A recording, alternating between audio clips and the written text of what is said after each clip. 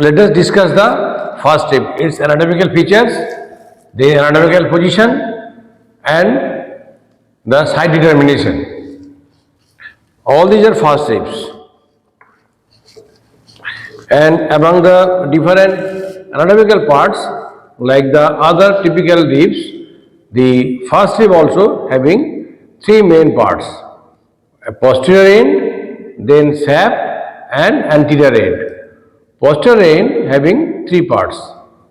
This is the head, this is neck, and this is tubercle. And here is a bending at the level of tubercle called posterior angle or posterior bending. In the head, you will get one full articular facet. This facet will articulate with the full facet on the body of T1 vertebra in this way.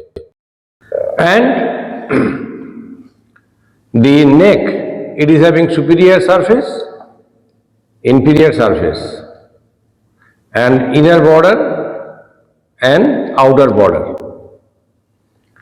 Then come to the tubercle. Here also you will get another facet. This is the facet. This facet will articulate with the facet on the transverse surface of the first rib, this one, this facet. So if we articulate the first rib with the first thoracic vertebra, it looks like this.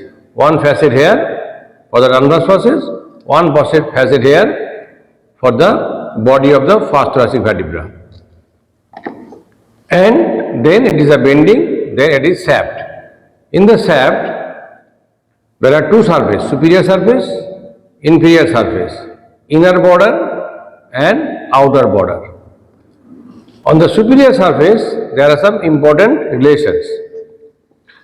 Here, anteriorly there is a groove. This groove for the lodgement of subclavian vein, and posteriorly this another groove is there. This groove for the lodgement of subclavian artery, along with the lower trunk of brachial plexus here. In between these two, here towards the inner border there is a tubercle here. This tubercle called scalene tubercle, which gives rise to the attachment of scalenus anterior muscle. And behind this subclavian artery and the lower trunk of brachial plexus, this area, here you will get the attachment of scalenus medius. Then anterior to the subclavian vein, here there is one ligament called costoclavicular ligament from first rib to the clavicle above, costoclavicular ligament. And in front of the costoclavicular ligament towards the anterior end, here is one muscle is attached called subclavius muscle. And here I told you there is the attachment of scalenus medius here. And on the outer border here, behind this subclavian artery here, you will get attachment of first digitation of serratus anterior here.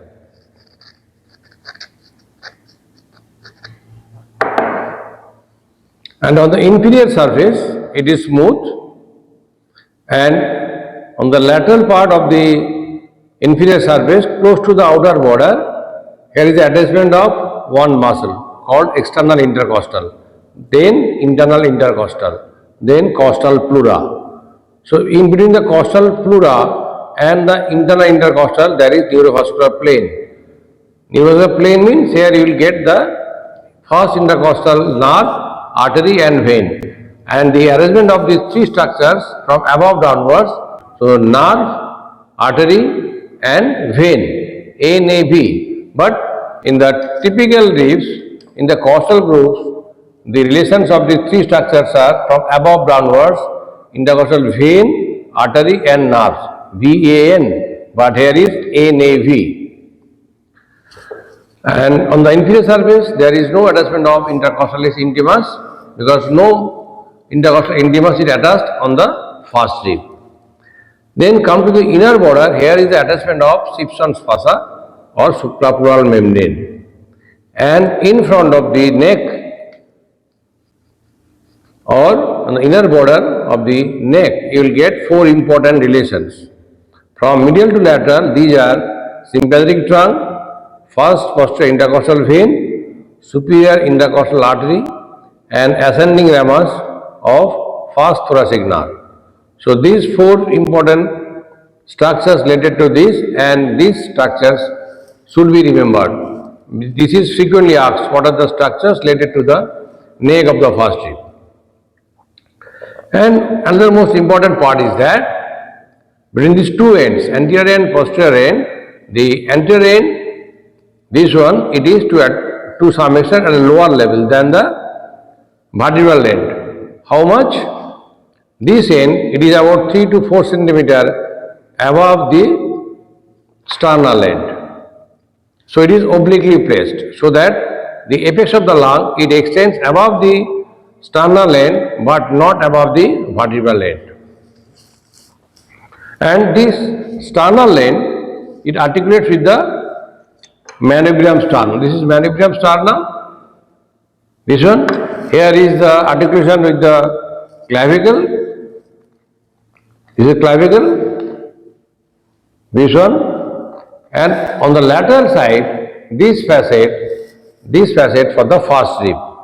So first rib articulates with this by means of a cartilage or first costal cartilage.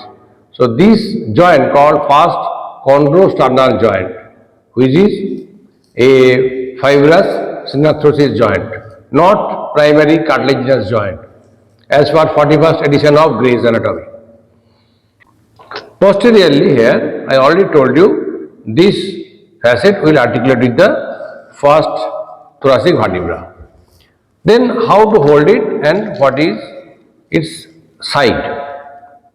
We have to hold the bone in such a way so that anterior end will be at a lower level, about 3 to 4 centimeter than the vertebral end, inner border concave, outer border convex, and different grooves are there on the superior surface, and the inferior surface it is smooth. And how to determine the site? If you place this bone on the flat surface, both the sternal and vertebral end will touch the surface or touch the ground, touch the flat surface. This one also left side.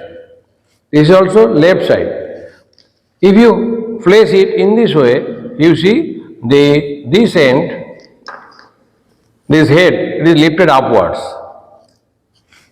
You keep it both the ends touching the plane, but if you keep this way, head is tilted upwards. So this is of the first rib of left side, also left side. So you have to hold the bone in this way obliquely by your left hand. So this is the anatomical position.